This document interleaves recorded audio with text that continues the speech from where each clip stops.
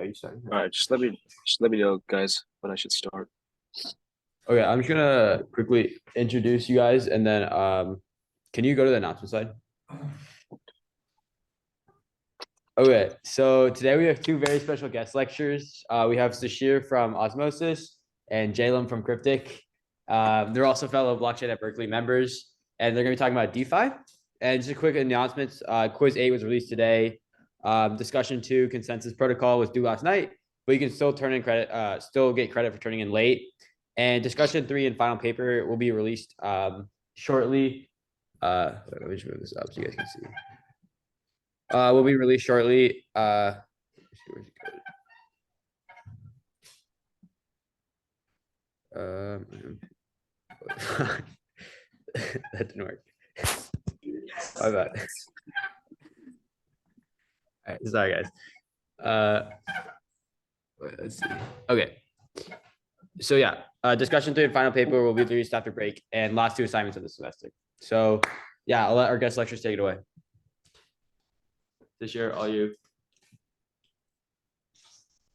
Yeah, thank you, Jake. Hi, guys. Sorry I couldn't make it in person, but this is the agenda for today. Today we'll be talking about decentralized finance, and then following up, we'll be looking at some examples of projects in decentralized finance and what it means. We'll start talking about DeFi summer and actually pretty much the beginning of DeFi and what gave birth to all the new projects that's been happening. We'll talk a little bit about diversity and a little bit about what's happening currently and the kind of recent attacks or downfalls or just achievements or success in DeFi or failures in DeFi. So we'll get right into all of these things. We'll try to go fairly surface level, so nothing too complex, nothing too deep. But we'll really try to understand at least one or two protocols in DeFi and why they exist as well. That's one of the major things. And if you have questions, just let Jake know, or if you're on Zoom, just raise your hand or something, and I'll try to answer your questions after every slide or something as well. Okay, so what even is DeFi? So there's a lot of speculations around numbers and money and APRs and APYs. So as you can see here, this sort of section, the top left section, it's just the price graph of a total value lock in DeFi. Bunch of numbers, bunch of B digits numbers, like, and then there's on this side, the circular side, there's a bunch of like thousands of percentage of APRs that's been just thrown out there, and you hear all these things about Bitcoin, Ethereum, these things about finance and all these numbers and valuations. But today we're actually going to break it down into what it actually is, and do those numbers add up or not, and do they actually exist for do those numbers match up or not, do those numbers actually highlight what the protocol or the company is doing.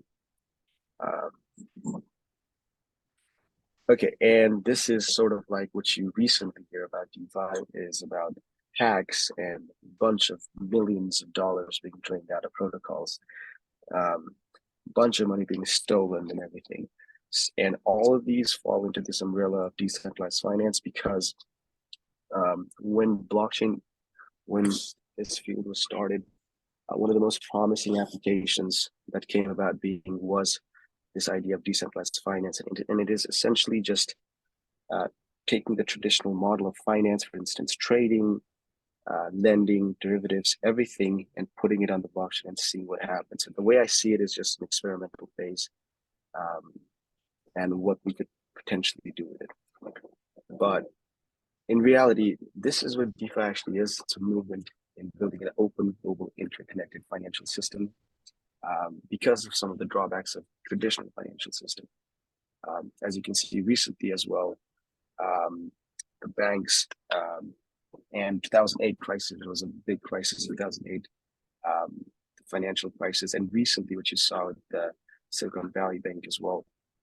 Those all could be seen as a potential as a potential point of failure in current traditional systems. So a new wave was emerged, which was decentralized finance, because of the fact of how transparent it is to store data, how open it is, and how interconnected it is. So that is the movement that decentralized finance was born. And what kind of fueled this was this idea of having a digital currency. So everything lives and exists digitally. And sort of blockchain was a system that was keeping this currency very secure, and not in the hands of people who were in power. So that was pretty much the initiation of all the things that we've seen today with DeFi. And it is in an experimental phase, and there's much more room for growth and improvement, and we're going to be talking about that in a little bit. So one thing to notice is one of the biggest aspect of decentralized finance is obviously this has to do with tokens. So when you trade tokens, when you buy tokens, I'm sure a lot of you heard of Coinbase, a lot of you heard of Robinhood, a lot of you heard of Binance, maybe some of you heard of FTX as well. A big thing about this is differentiating between what is actually a centralized entity, like traditional finance, and what is actually companies that fall into the umbrella of decentralized finance. For instance, you can figure out Coinbase as a company that trades cryptocurrencies, but Coinbase is actually not considered as a decentralized finance company, because the way I would actually categorize it would be, for instance, in the case of Coinbase, if you give them the tokens, they are a central entity, they hold the tokens, and they actually give you an ownership of, I owe you a certain money. For instance, let's say you're trying to buy a certain kind of tokens in Coinbase. You're not actually buying the tokens from the other person that is selling it. You're actually just giving it to Coinbase, and Coinbase is giving you a document of, I owe you. That's essentially what's happening. So, and all their data is not open, is not accessible. However, in the field of decentralized finance, everything that a company does, pretty much all the balance sheets where all the tokens are going, everything is very open, yet very secure as well. That was the main point. So this is sort of like the stack of how blockchain and the application layer kind of comes into being. I'm sure you guys heard of Ethereum. I think this was we gone over in lectures before DeFi. So at the very bottom of the layer, there is the Ethereum blockchain that lies in.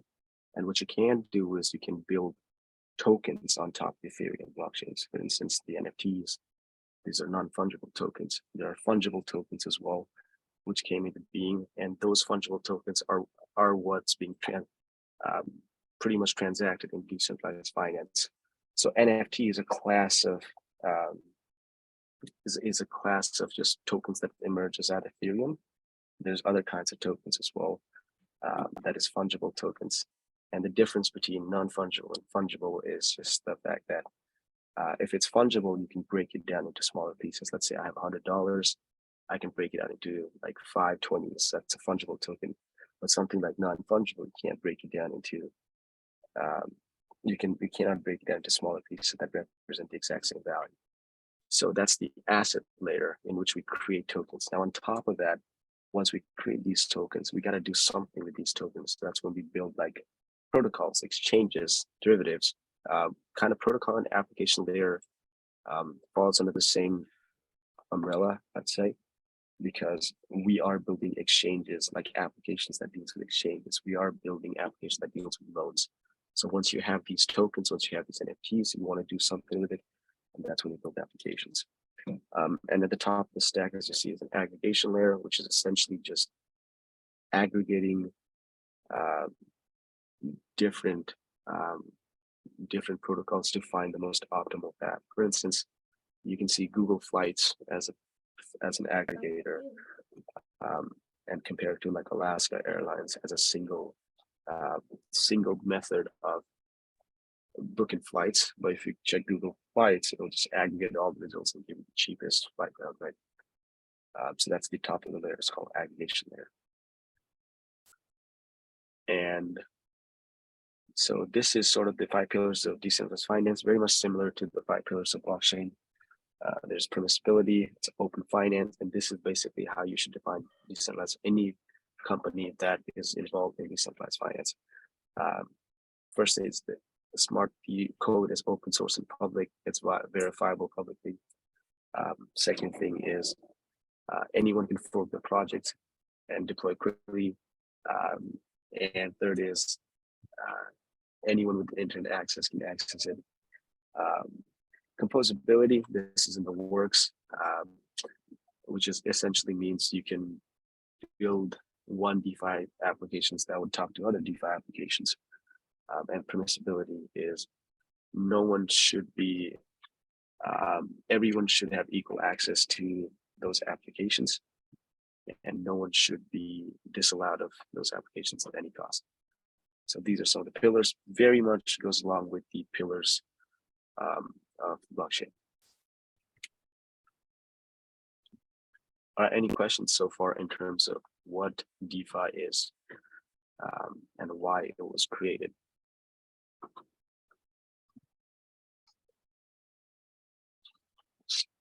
All right, see none. You can just wait for your questions as well and ask me later. And you can just ask any questions you want. There are no stupid questions or anything. Okay, now we're going to talk about some of the application that is being built. So right now, we are not, so if we see the stack, we already talked about Ethereum, I believe. I'm sure you guys have talked about NFTs, but I just gave you a little bit of descriptions on like fungible tokens and non-fungible tokens. Currently, we're on this level protocol layer. So we're going to look at a few examples of DeFi protocols and try to inspect why they're different from traditional applications and what do they provide that's different than what already exists. So these are the pillars of DeFi. The first thing is stable coins. Obviously, if you guys are into trading and if you guys have traded a few assets, you would realize the volatility aspect of these tokens. These tokens are extremely volatile, in which the price fluctuates between hundreds of dollars every day, especially for tokens like Bitcoin. So it's really hard to trade these tokens in a regular basis. The motto of having these cryptocurrencies at the beginning was so that we could actually trade it as 1-to-1 ratio for everyday goods and services. For example, you would want to go to Starbucks and buy drinks using cryptocurrencies. You want to pay your rent using cryptocurrencies. But the nature of these assets and the way we sort of used it, it became extremely volatile, in which it became a store of value. And pretty much people just kept it in their wallets instead of actually using it.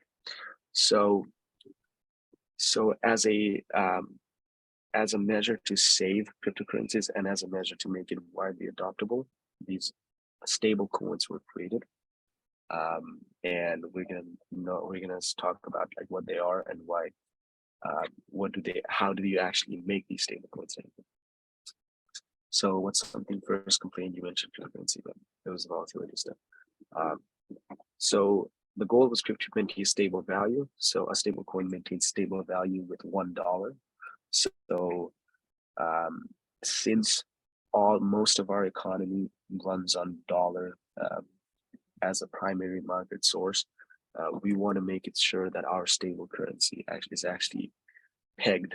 That's the terminology that everyone uses. We want to kind of like match the prices to $1 as much as possible. So there are a bunch of stable coins right now. There's USDC. Recently, USDC was depegged. That is what it means. So peg means it's as close to $1 as possible. Depeg means it falls off the price. And the reason why it was falling off the price is because Silicon Valley Bank had like $3 to $4 billion of USDC in reserve. And since the bank kind of got dissolved, most of the money got dissolved, but they were, but now I think it has repegged again because of the bank's bailout, of course. So USDC has finally been pegged. One thing to really remember is is the different types of stablecoin. So as you can see, this is a reserve-backed, often centralized stablecoin. So what that really means is that there is like, even though it is considered a cryptocurrency, it is considered a pivotal product in decentralized finance. For every dollar, for every one USDC you input, you also have to input $1 so that it's 1-to-1. So for instance, for every $3 billion of USDC that you take out, there should also be close to $3 billion of US dollar that you have to put in. So that is the collateral ratio. It's a 1-to-1 collateral ratio, and that's how USDC works. There's DAI as well, which is also collateral backed. There's FAI, and there's FRAX, which is partially collateral, which basically means that part of it relies on US dollar, which is maintaining the 1-to-1 ratio. But much of the other things that it does is actually it's actually decentralized, and it is not collateral. There's one stablecoin that was there might be more, but this one was really popular, which was completely decentralized, which did not rely on US dollar at all, and which was Terra. But I'm sure you guys have heard of the downfall. It was like $20 to $30 billion going down the drain over a matter of a couple of days. So that was a massive failure of algorithmic stablecoins. And the way they decide how do you want to peg the value to $1, it just depends on a certain algorithm that they run. So that if the price goes up, what you do is you cut down the supply to increase demand. If the price moves down, you want to buy more of it. So that's just like the way they balance the supply and demand to keep it to $1. And that was Terra, but there was a really massive crisis that happened, which we will talk about, I think, at the end. So let's go a little bit into DAI and how it works. So the premise of DAI, it's a volatile cryptocurrency to get loan. And the other reason why you do need stablecoins is to get loans, pay off assets, or anything else. But the thing about DAI is you have to over collateralize these things. So the collateral ratio, as I talked about, is more than 1-to-1. It's like 1.5-to-1. So if you put more money, then you get the sum of the money that you want. And we'll see the example of this in just a bit. For example, let's say this gentleman right here wants to get some DAI for like a certain amount of dollar. So even though DAI and USD is pegged to 1-to-1, he has to actually give in 1.5 collateral, which is $150 to get 100 DAI. And we'll talk about why this is actually the case in just a bit. So this is the reason why we do this is because of volatility. So DAI corresponds to 1-to-1 with US dollar, but it is backed up by Ethereum. And what that really means is if Ethereum falls down, DAI falls down as well. Ethereum goes up, DAI slightly goes up by like 1.0002 or 1.003. So it is backed up by Ethereum. That's what it means. The supply and demand of Ethereum closely corresponds with DAI. And the reason why they actually picked this design is because Ethereum is such a popular cryptocurrencies. And if actually Ethereum were to go down, if Ethereum was to go down, then I think the whole space would be massively impacted. So DAI, sort of the people who founded DAI kind of took this as a risk in Ethereum. Obviously, there are other coins that are backed up by Bitcoin as well, which is also one of the important tokens out there. So what happens if Ethereum goes all the way down? What really happens is your funds get liquidated, meaning it just disappears. Like let's say you have $150 USD and you get 100 DAI, and then all of a sudden the Ethereum price really goes down, and you would want to exchange your 100 DAI for 150. That won't be possible anymore because the ratio of DAI and USD will change. It will probably be like 20 cents, like 20 cents per one DAI. So it will ultimately liquidate. So that is one of the risky things about this, about stablecoins, about collateral-backed stablecoins. I'm sorry. Yep. So you lose your money, most of your collateral. So for the fail state exists, but now that's the gist of it exactly. So just a simple overview. It's just there's collateral-backed stablecoins, for example, DAI. And because of what is actually being backed up by, and there is actually a lot of people that try to back these stable coins with natural assets, for example, gold itself. And there are actually a few tokens and yet gold is still volatile. Gold's prices changes every once in a while. The only very safest assets, they also try to do it with oil. But I think the price of oil, something happened there and some price of oil changed or something. But people have tried to make sure the price of stablecoin stays as stable as possible for a while now, being backed up by lots of other currencies. Okay, and then this is sort of like the uncollateralized stablecoin. This was essentially what the Terra tried to do. Obviously, they failed. I wouldn't say the product was a failure. The product was fairly successful, but most of their other models surrounding the product was a big failure. So in this form of stablecoin, you don't have to match up the collateral. There's no hard collateral, as in you don't have to put like over collateral at all. But the way it works is it mints and burns governance tokens. So as I said, if there's a price of UST going at $1, and let's say if it for whatever reasons going in the protocol, if it goes over $1, then the governance kind of recognizes this, they burn the excess amount of tokens. So they increase the demand of it. So it goes down. They cut down the supply, so it goes down. And if the prices falls down at the $1 mark, what they do is they mint more token and actually get that price to the $1 mark. So that was pretty much what how USD sort of worked. And the issues where USD need to have tractions, the debt spiral can occur. Yeah. And what was so important around this was to build an ecosystem around it, and that's what Luna really trying to do. So as I said, there was UST and there was Luna. UST was a stable coin. Luna was actually the volatile assets. So UST was actually backed up by Luna. So the governance would actually make UST go to a $1 mark, and whatever happens with Luna would actually make USD's price go up and down. But the trick here was it was their assets. It wasn't just US dollar they were minting and burning. It was just whatever tokens they were generating. So they were allowed to mint and burn through the governance. And the governance, it's just like it's just a committee of users and validators and all the important people in the space. In that particular space, they come together and make a decision about this. That's what happened with uncollateralized stablecoin. Any questions so far? All right, seeing none, we will proceed.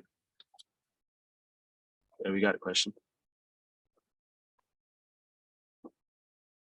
All right. The next big thing after stablecoins is sort of the creation of decentralized exchanges, also called DEXs in short. And this just happened to be sort of the company that I work at as well, because this field is something that caught my attention into blockchain after Bitcoin. And this is the only, this what I think is probably the most important applications that came out of this space. So what is decentralized exchange? So there are so many cryptocurrencies out there. There's Bitcoin, there's Ethereum, there's Stellar, there's Frax, there's UST, there's USDT, there's DAI, there's like Dogecoin, there's so many more. So the real question arises, how do you trade between one token to the other?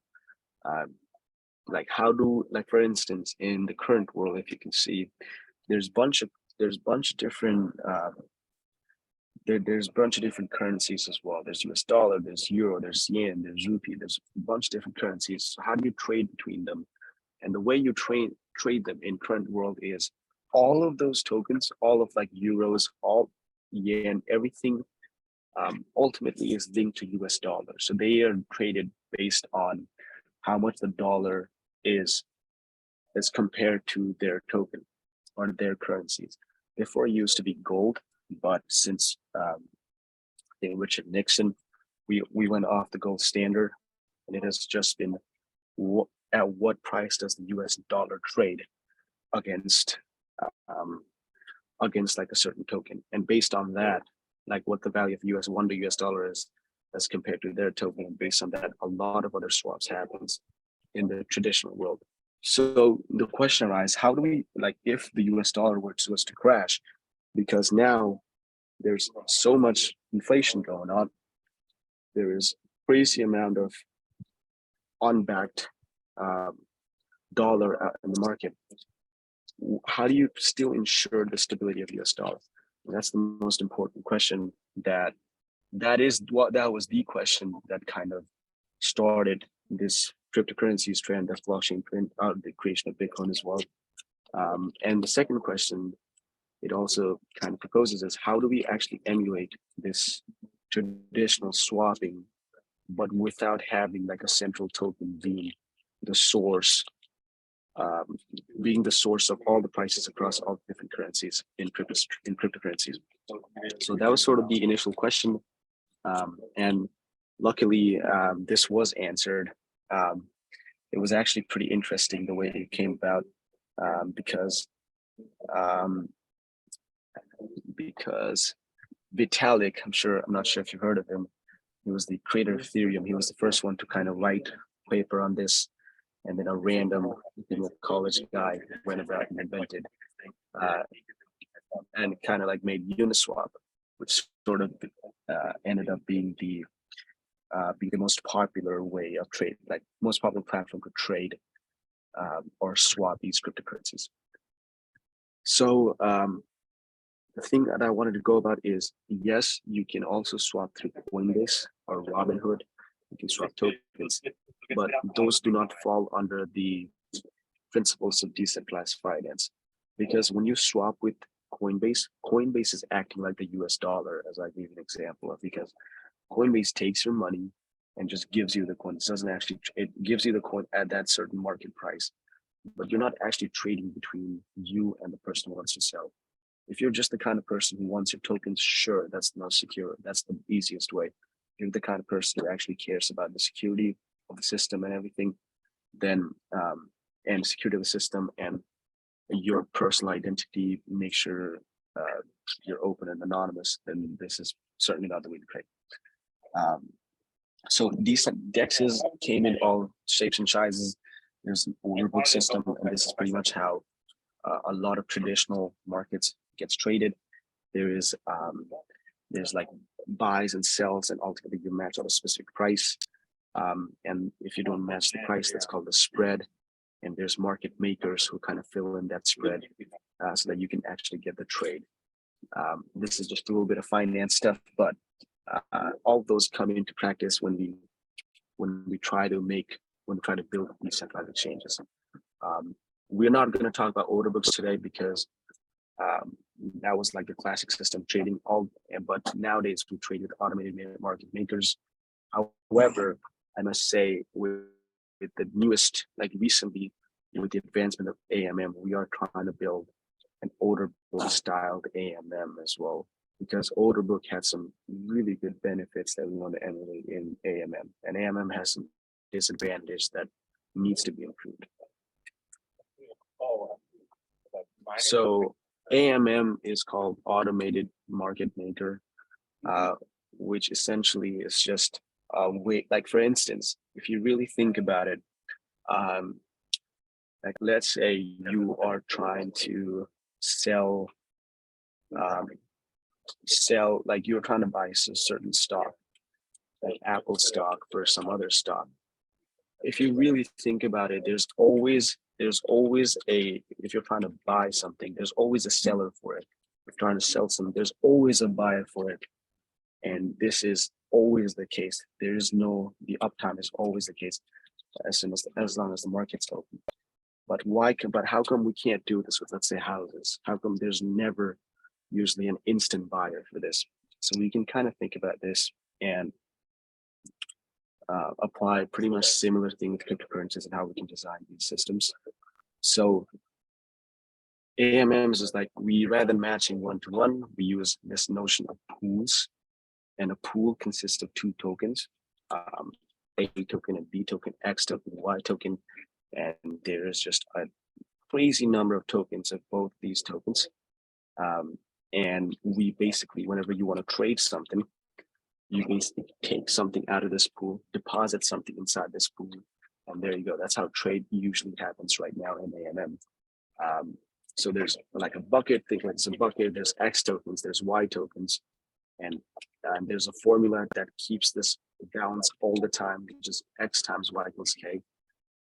And the way this formula came out being was just also something that people just kept on trying, and then ultimately this formula worked, which is very simple. When if you really think about it, it doesn't sound that complex, but whatever it does, it's pretty complex as well. But think of it as a bucket with two different kinds of tokens, the Bitcoin and Ethereum. And whenever you trade between those two tokens, there is always going to be enough liquidity for you to trade. And there's always going to be an option for you to trade as well. So that is pretty much the kind of basics of AMM. And this formula right here, X times Y equals K, is known as the constant product formula, because X and Y are constants and it's a product. Or like the K is constant, actually, I'm sorry. And you're just multiplying between two tokens. And we're going to see how this works in just a bit. So yeah, so here's how it works. And if you graph it, it looks something like this along the red line, the red curve. So let's say you exist in this world where there's no notion of US dollar, but there are lots of, but there are a few things you want to start trading. So this is an example of apple and bananas. There's X is 50 and Y is 50 as well. You multiply that to get 2,500. And now, this is what your liquidity pool, this is what the bucket consists of. It consists of 50X and 50Y. Now, if someone wants to come in and say, I want I want 10 apples, but I'll pay in, let's say, bananas. So when you do this calculation, which I actually wanted to show you guys in just a bit, then what you would actually do is you would put some of these apples. So they want 10 apples, so you would subtract X with 10, which is like 50 minus 10. And then you want to pay in bananas. You add Y with like 50 with some unknown amount, and equals 500. So I'll show you the math in just a bit.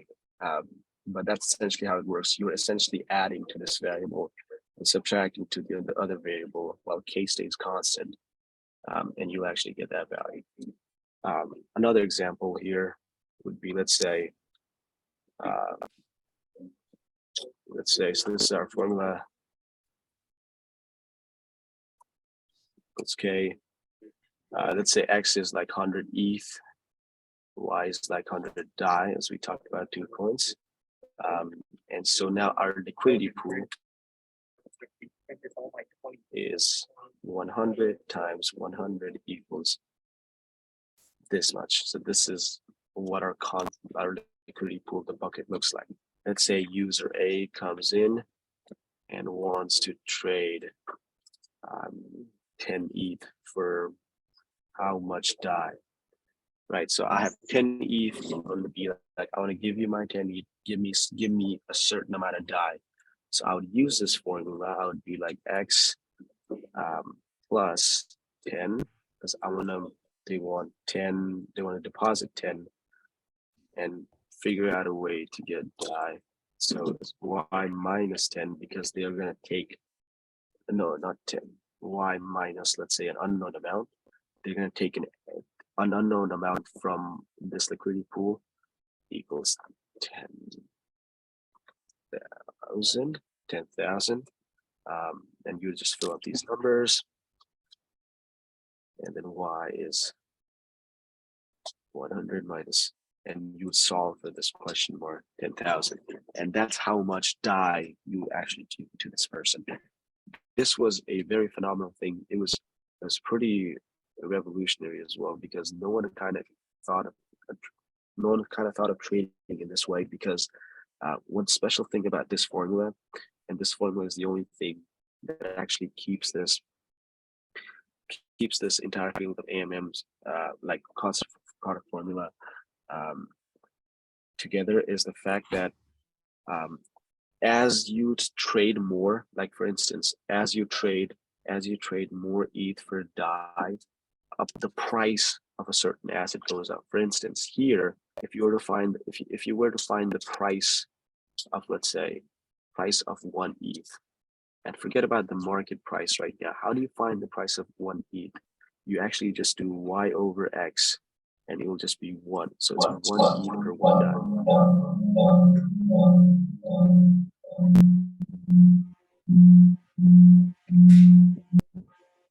Here, can we mute this guy, please? All right, and the same thing for price of DAI. You would actually do x over y is equals to DAI.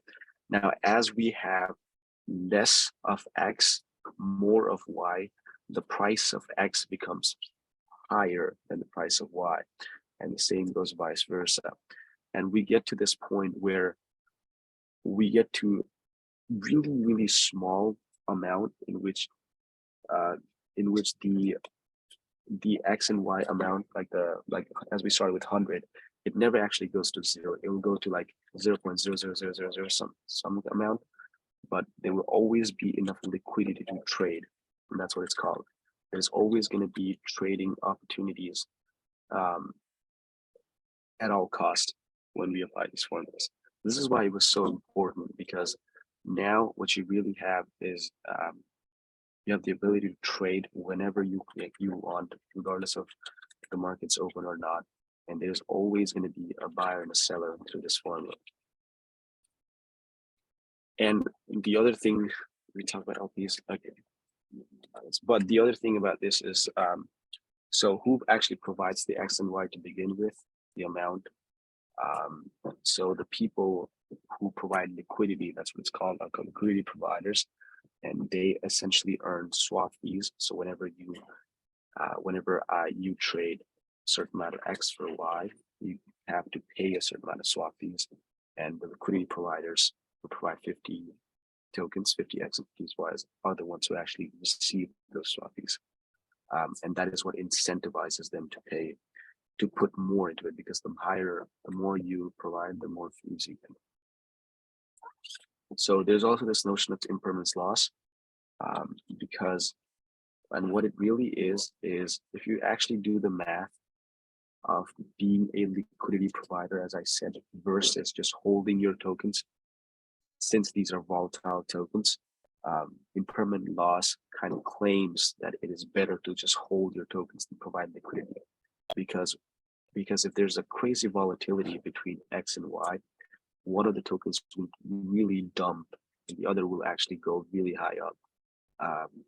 And in that case, it's better off just holding one of those tokens that you can sell it instantly, versus just putting it in the liquidity providers, liquidity pool. Because once you actually provide, let's say, 10 ETH and 10 DAI, and one of the tokens actually tanks, then you will get, like, let's say Ethereum tanks, then when you actually take it out, you will get more of DAI than Ethereum.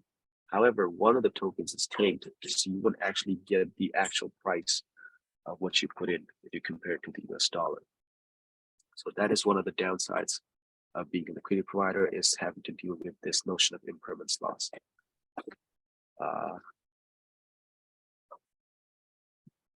Okay. and that's pretty much mostly with AMMs. And these are like some of the pretty popular AMMs. Obviously, Uniswap is here as well. Balancer, what they really did is they took this formula X times Y equals K, and they really thought about it. They really thought that there is no way that this simple formula is the best way of trading. So instead of just doing 2 tokens, they did X number of tokens. So you can have a pool with, let's say, up to 8 different assets. So you can trade between 8 different assets. So they did a bunch of things, and that's Balancer. The second one is Curve. Curve is a stable coin, a place to trade stable coin, which essentially is they don't have to face that much impermanent loss. So they don't actually use X times Y equals K. They use a different formula where it's just better to be a liquidity provider there as well, because you can earn so much swap fees. And Osmosis is just is another AMM where we essentially just it's a very Uniswap-esque model, Uniswap and Balancer-like model, mostly Balancer-like model, but we trade tokens across Cosmos network now and also Ethereum network. So different kinds of AMMs serve different purpose, but essentially they're trade tokens. Any questions around AMMs? It's a very interesting field. It was also so influential that if this was like an economics paper, this would have been one of the candidates for Nobel Prize as well. I think someone told this to me, but it was pretty good. It was like a really good paper. All right, now having said that, we'll move on to lending markets. So now we talked about trading, like swapping tokens. The other essential thing about a decentralized finance is having to lend, like you lend a certain asset for another asset. Let's say I give you this much of Bitcoin.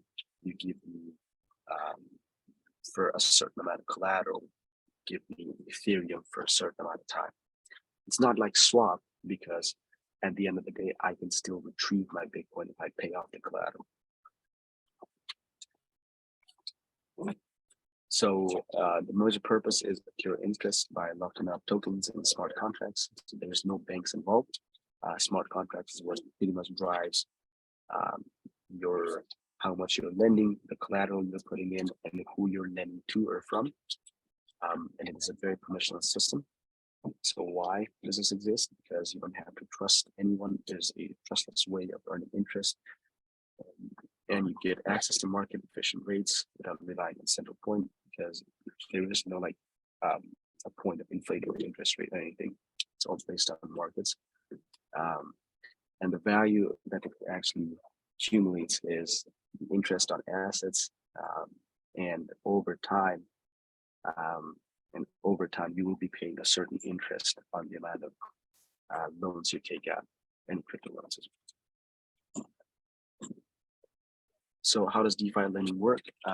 So each market has suppliers and borrowers, and this also happens at pretty much 24/7 uptime, because the notion of entirety of decentralized finance is to make discrete things continuous, meaning let's say things were only happening, like let's say in a regular over-the-counter lending market, you actually have to look for borrowers. Bank was the one who was doing those jobs.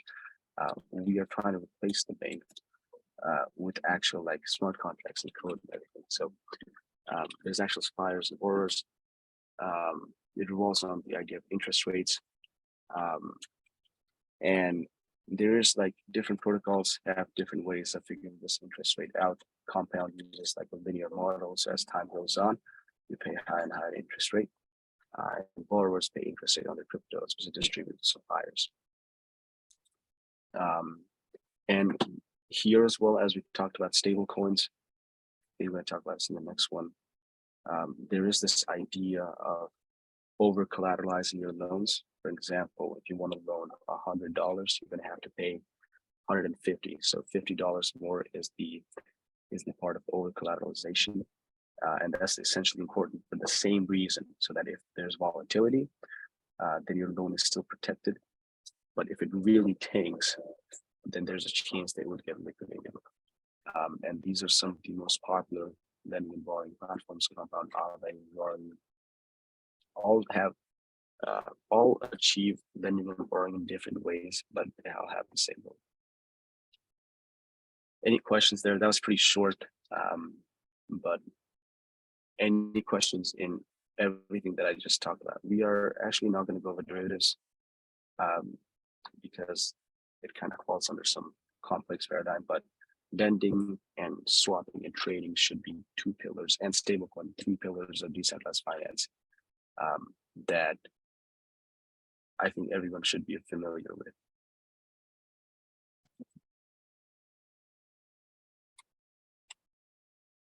All right, seeing none, we'll move right ahead. I think JJ is going to take on DeFi Summer and DeFi Diversity, and we're going to talk about the current state of DeFi after that. Should I stop sharing?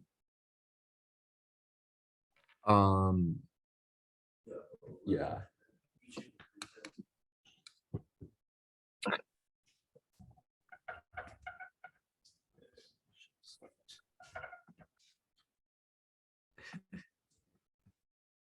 You gotta make sure you share screen too. No, yeah. Here, I got it. We also gotta share screen.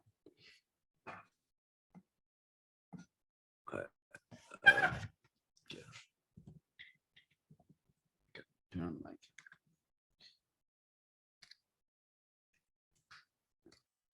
Hello. Hello. Well, thank you guys for all making it out in the rain. We appreciate having an audience. So at the beginning of, or just to preface DeFi Summer a little bit, at the beginning of like 2020, cryptocurrency was doing pretty well. And there was an event called Black Thursday where the price of Ethereum at the beginning of COVID dipped like 30% in one day. And this kind of spelled concerns for the whole market, but things were able to bounce back. And at the beginning of the summer, we had kind of a series of events that have been labeled the DeFi Summer, where we see a lot of growth in the DeFi space. And a lot of it was fueled by the Compound governance token. So we see that the Compound begins to distribute a governance token to people that are using liquidity mining on its platform. And there's two positive effects that this has. The first is that it allows users to start to shape the future of the platform by voting on updates and changes to the Compound protocol. So it really puts governance of the protocol in the power of the people who use it. And the second thing is the fact that now there's additional rewards for both lending and borrowing on the platform really drove a lot of people to the protocol and drove the price of the Compound token up, further incentivizing people to get involved with it. One of the issues that arose from this, though, is that a lot of VCs came in and swooped up Compound tokens. And also there was large shares given to the Compound team. So it wasn't quite as decentralized as people would really hope. There still were a few major players that controlled a lot of the voting power. And this is kind of something that has become a trend with DAOs and decentralized governments.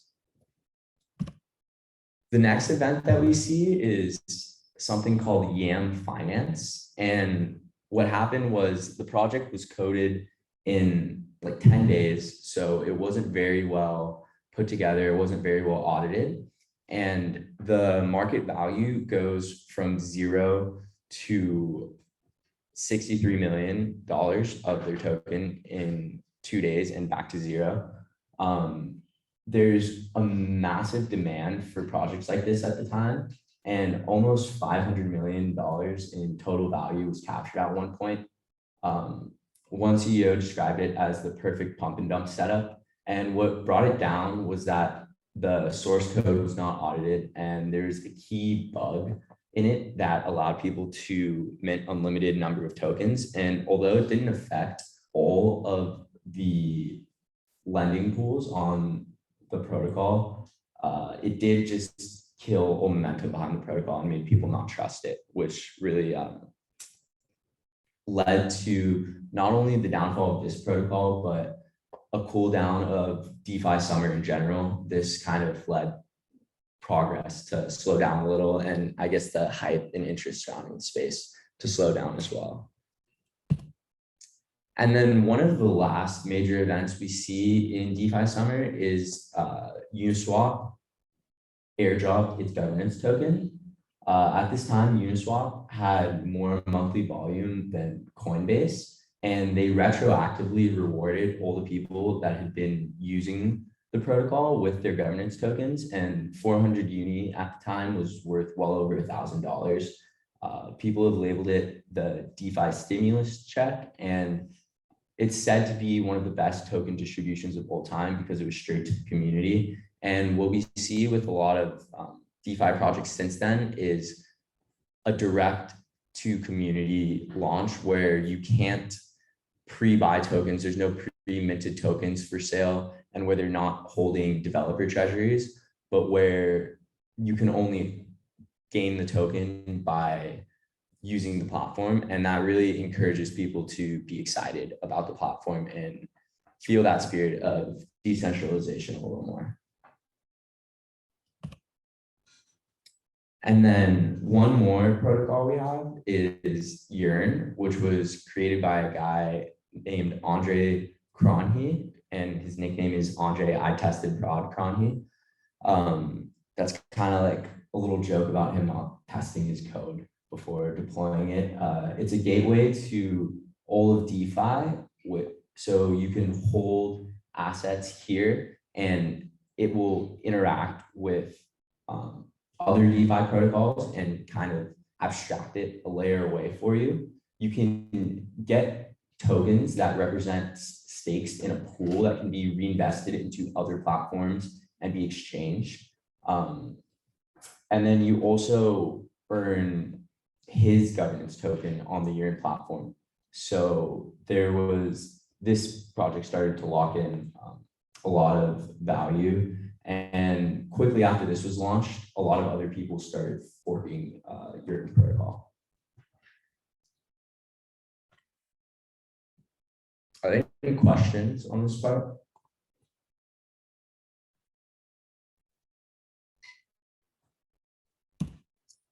And then lastly, we're just going to talk a little bit about how diverse the DeFi space is.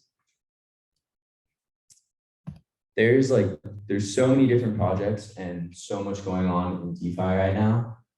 Here's just a subset of logos of all the things that are going on in DeFi, and I probably could name half of them. I don't know if Shashir could. I could try, yeah, but it's a lot.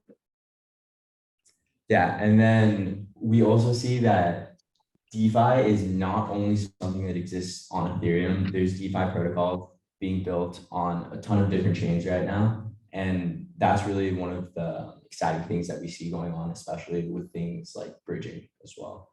Are there any questions on this part?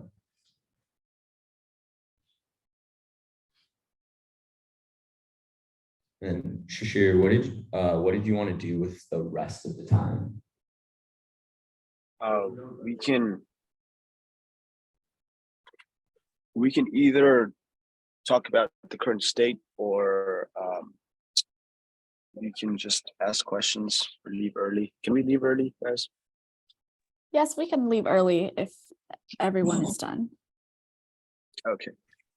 Yeah, the current state of DeFi. One thing to mention, we could talk about the USDC depegging a little more.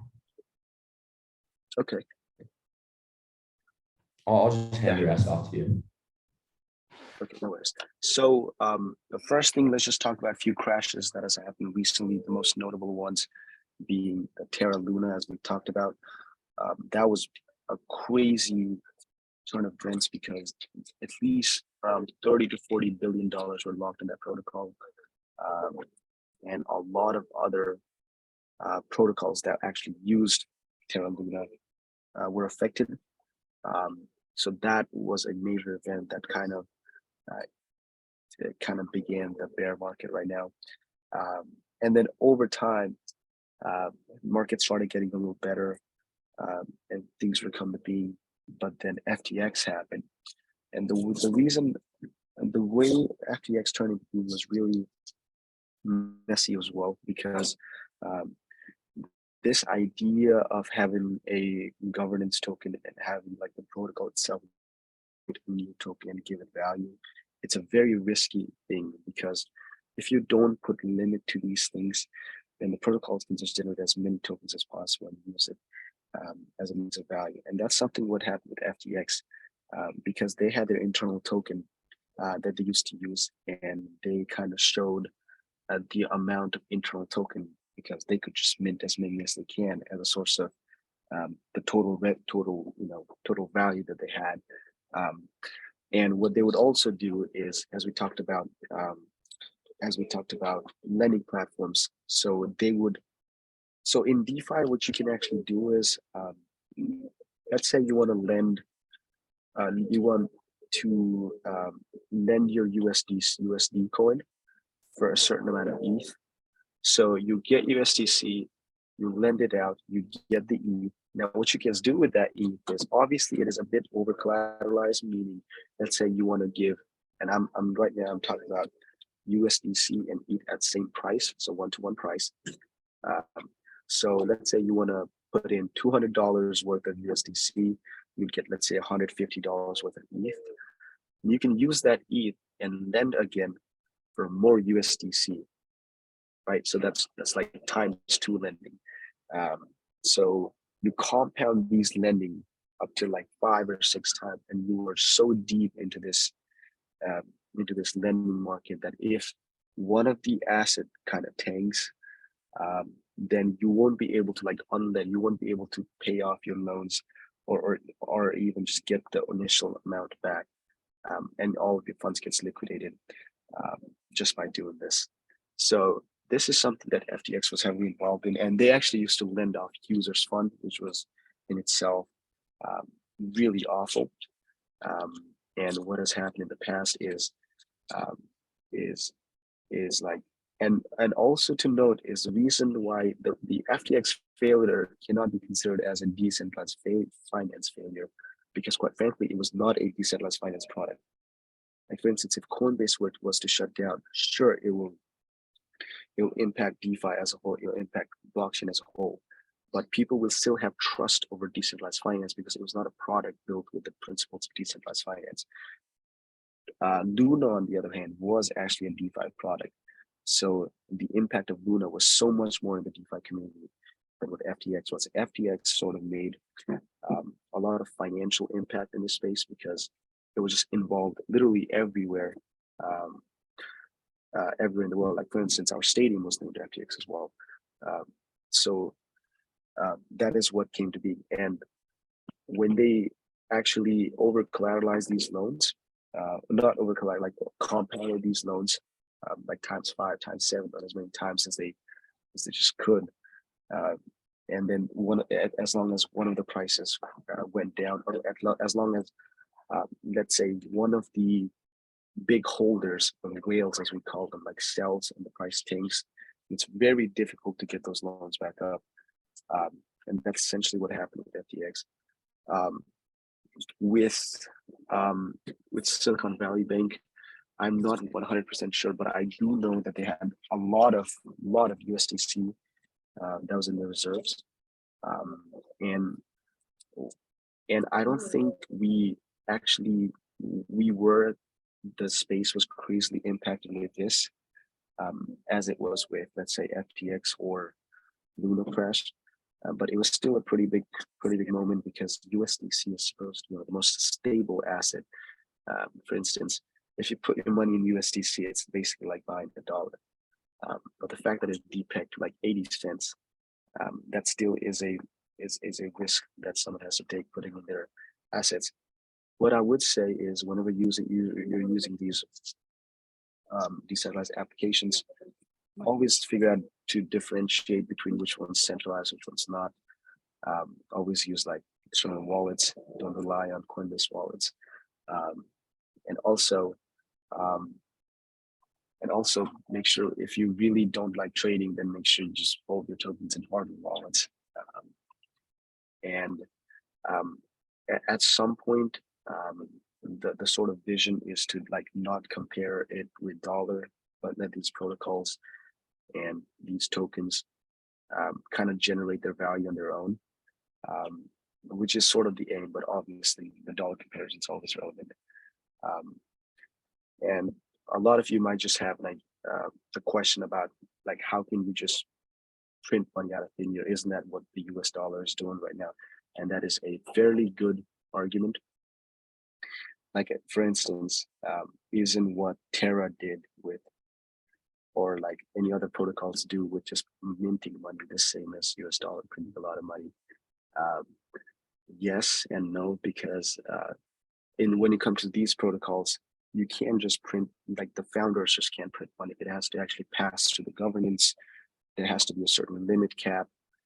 And if it doesn't, then we have seen a lot of protocols fail because their supply is just way too much. For instance, the thing with like the Shiba Inu or Doge, it's very hard for them to pass a dollar mark because the supply of those tokens is exceedingly, it just keeps on increasing every day. As opposed to something like, let's say, even Bitcoin, for instance, there's 21 million, it's fixed. Yeah, I got it. Yeah, so the way you should just see these bear market as a process of cleansing, it's a cleansing process. The protocols that actually make sense, that are providing real value will stick.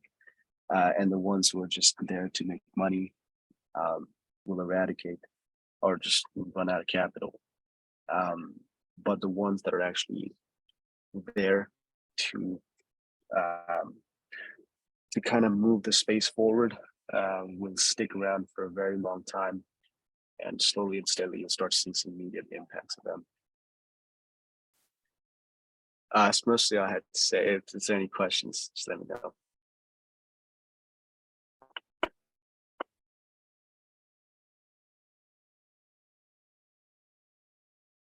You got something to add?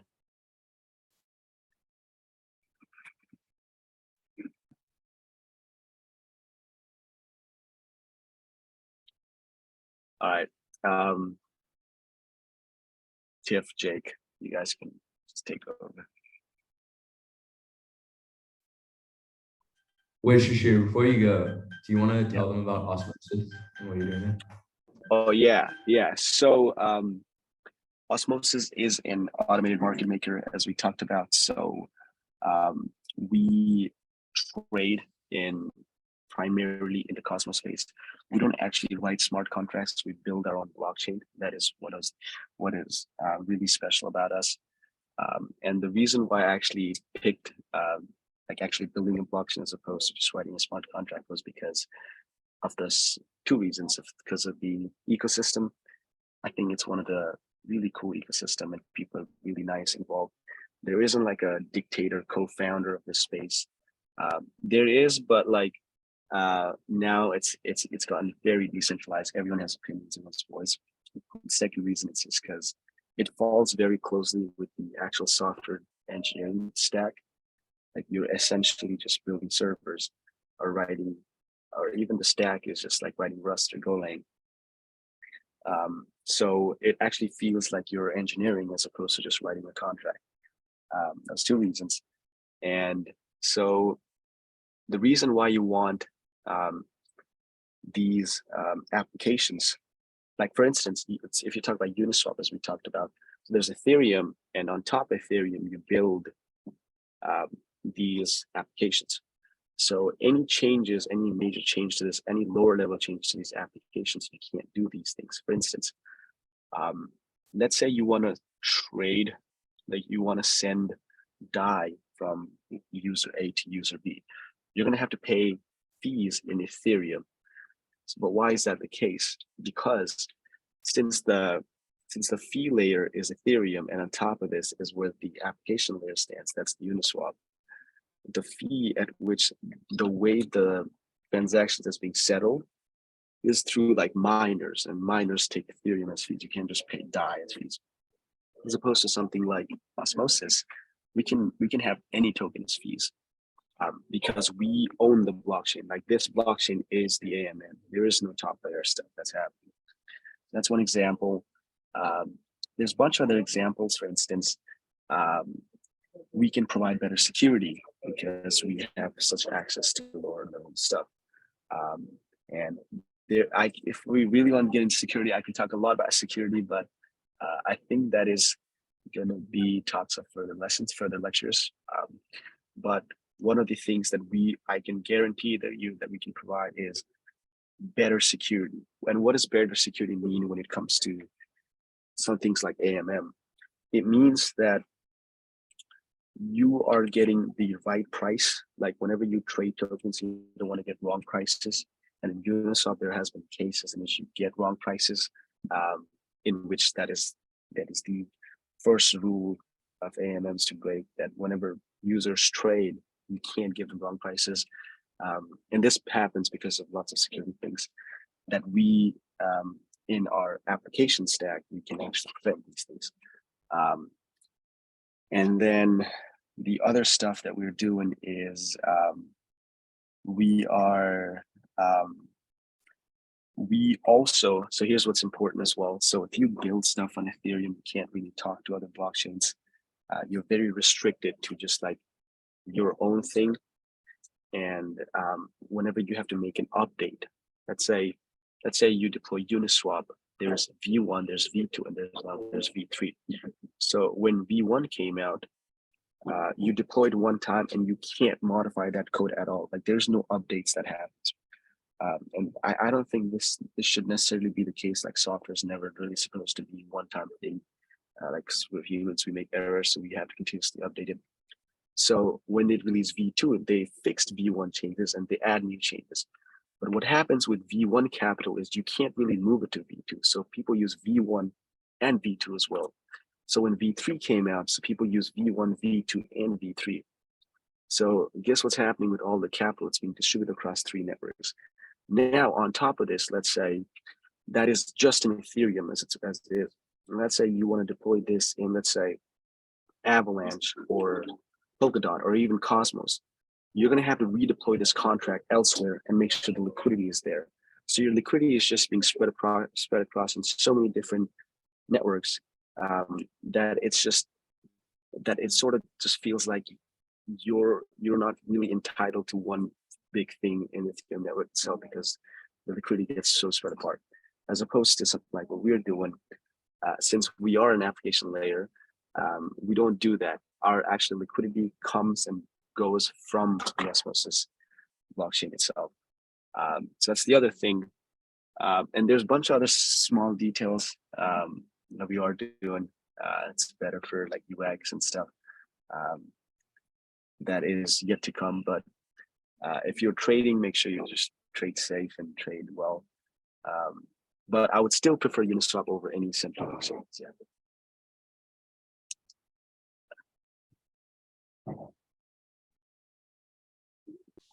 Thanks for sharing.